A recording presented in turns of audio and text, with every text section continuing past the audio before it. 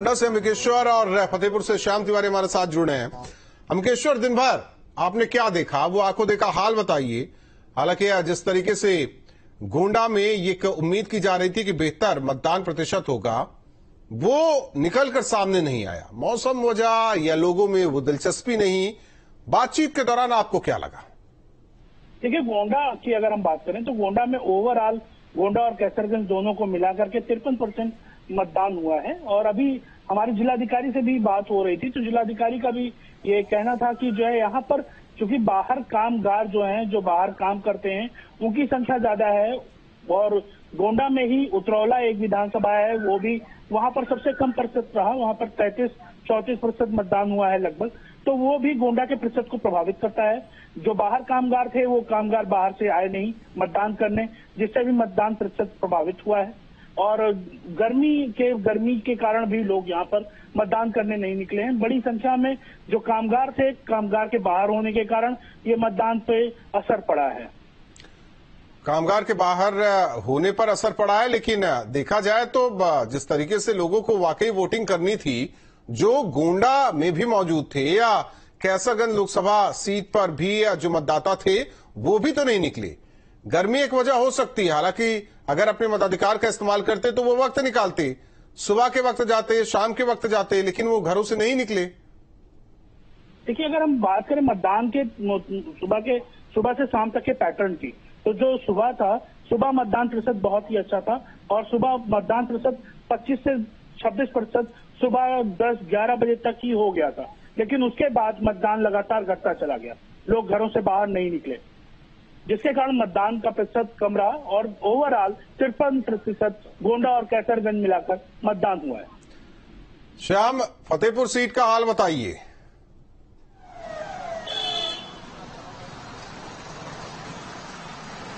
देखिए, फतेहपुर की बात की जाए तो फिलहाल 5 बजे तक का जो आंकड़ा आया है उसमें 54.56% मतदान हुआ है। तो कुल मिलाकर कहा जा सकता है कि 55% के आसपास मतदान हुआ है, जो कि सेटिस्फैक्ट्री कहा जाएगा। जिस तरीके के हालात यहाँ पर रहे, दोपहर में पारा 43 डिग्री के पार चला गया।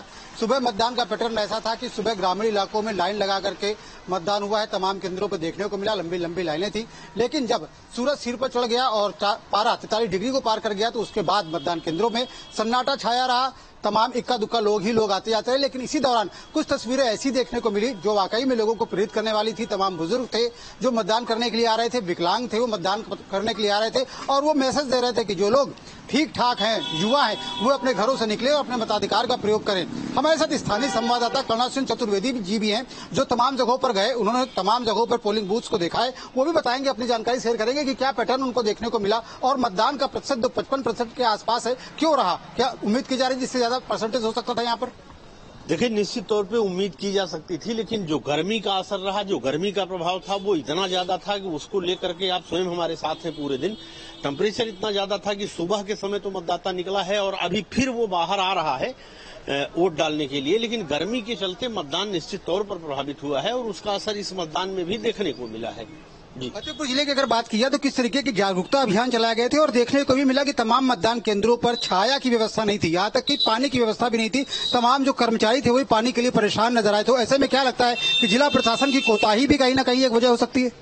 देखिए, इसमें सबसे बड़ी बात मैं आपको बताऊं कि जो निर्वाचन आयोग की गाइडलाइन होती है, जो भारत निर्वाचन आयोग की गाइडलाइन होती है, उसके अनुसार ये लोग अखबारों में या मोबाइल के जरिए तमाम अपने कार्यक्रम जरूर चलाते हैं। लेकिन जितना कार्यक्रम ये चलाया जाता है मोबाइल पर, फेसबुक पर या अन्य सोशल मीडिया के प्लेटफॉर्म पर या अखबारों में, उसका दसवां हिस्सा भी धरातल पर नहीं उतरता है।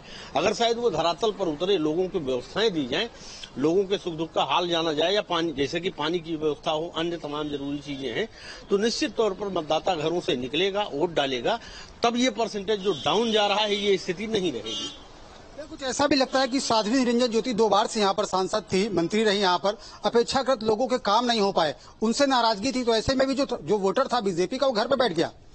निश्चित तौर पे अगर आप ये देखेंगे कि 10 साल का समय लगातार 2 टर्म से, और ये 2 बार जो साध्वी जी चुनाव जीती, वो मैं ये कहूंगा कि कोई मुकाबला नहीं था, किसी प्रकार का कोई ऐसा दिखता नहीं रहा पूरे चुनाव में कि कोई मुकाबले में आ रहा है।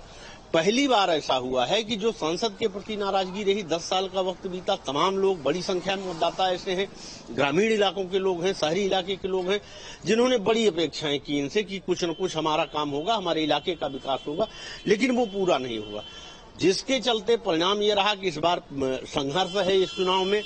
और दूसरा मैं आपको बताना चाहूंगा कि फतेहपुर की स्थिति वह है कि कोई मुद्दा नहीं रह गया है, सारा मतदाता जातियों में एकदम से शिफ्ट हो चुका है। ठीक है, लेकिन ये देखना होगा कि ये मुद्दा है या नहीं, 4 जून को पता चलेगा। क्या नाराजगी है या नहीं, ये 4 जून को पता चलेगा। लेकिन वोट प्रतिशत का कम होना वाकई कई सीटों पर चिंता का विषय जरूर हो। जागरूकता अभियान चलाया गया, लोगों से अपील भी की गई, बावजूद इसके लोग घरों से नहीं निकले।